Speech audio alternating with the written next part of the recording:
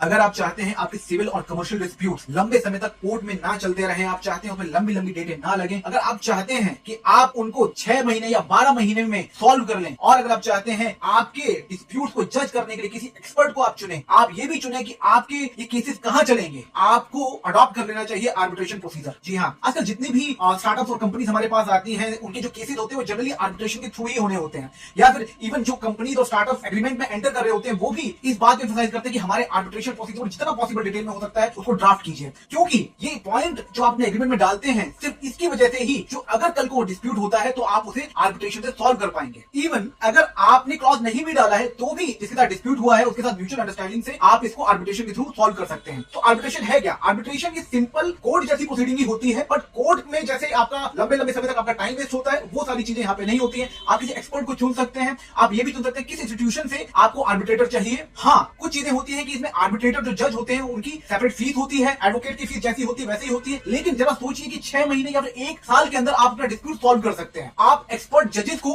Higher कर सकते हैं जो कि आपके डिस्प्यूट के सब्जेक्ट मैटर के एक्सपर्ट हैं। तो कैसे करेंगे आप ये? देखिए, आपको एक बात समझनी पड़ेगी कि इसमें आप सिविल और कमर्शियल डिस्प्यूट ही सॉल्व कर सकते हैं, जैसे कि पेमेंट ऑफ मनी हो गया, डैमेजेस हो गया, कोई कॉन्ट्रैक्ट ब्रीच हुआ है, या फिर कंस्ट्रक्शन का कुछ कॉन्ट्रैक्ट ब्रीच हुआ है। इस तरह के केसेस आप कर सकते हैं। मैट्रिमोनियल, क्रिमिनल केसेस और रेवेन्यू मैटर जिसमें की पर्टिकुलर अथॉरिटी की रिक्वायरमेंट होती है, पर्टिकुलर ज्यूरिडिक्शन की रिक्वायरमेंट होती है, वहां पर आप वो केसेस नहीं फाइल कर सकते हैं। साथ के साथ कुछ टेनेंसी के केसेस होते हैं वो भी कर सकते हैं, बट जहां पे स्पेशल रेंट कंट्रोल एक्ट लगता है वो वाले केसेस भी नहीं कर सकते हैं। तो ये जो मेथड होता है इसको अगर आप ऑप्ट करते हैं, इसको अपने एग्रीमेंट में डालते हैं या फिर पार्टी से म्यूचुअली डिस्कस करके इस चीज को ऑप्ट कर सकते हैं, तो आपके जो डिस्प्यूट हो सकते हैं वो 6 महीने या 1 साल में मैक्सिमम सॉल्व हो सकते हैं। अगर कोई डिस्प्यूट अराइज होता है तो आपको सामने वाली पार्टी को एक legal notice for initiation of arbitration proceeding send करना होता है। उस नोटिस के अकॉर्डिंग 30 डेज की विंडो होती है जिसमें आपको आर्बिट्रेटर अपॉइंट करना होता है। अगर आप दोनों फेल हो जाते हैं तो आप हाई कोर्ट में या हाई कोर्ट के थ्रू ऑथराइज्ड इंस्टीट्यूशन में एप्लीकेशन मूव कर सकते हैं जिसके थ्रू आपको आर्बिट्रेटर अपॉइंट किया जाएगा। उस आर्बिट्रेटर की फीस होगी, वो फीस आप दोनों को मिलकर देनी होगी, अपने अपने एडवोकेट्स की फीस आपको देनी होगी। और अगर आप चाहते हैं कि आप अपने अपने आर्बिट्रेटर को खुद चूज करना चाहते हैं कि एक पार्टी का आर्बिट्रेटर अलग होगा, दूसरी पार्टी का आर्बिट्रेटर अलग होगा, तो वो भी कर सकते हैं। लेकिन वो सिलेक्शन करने के बाद ये जो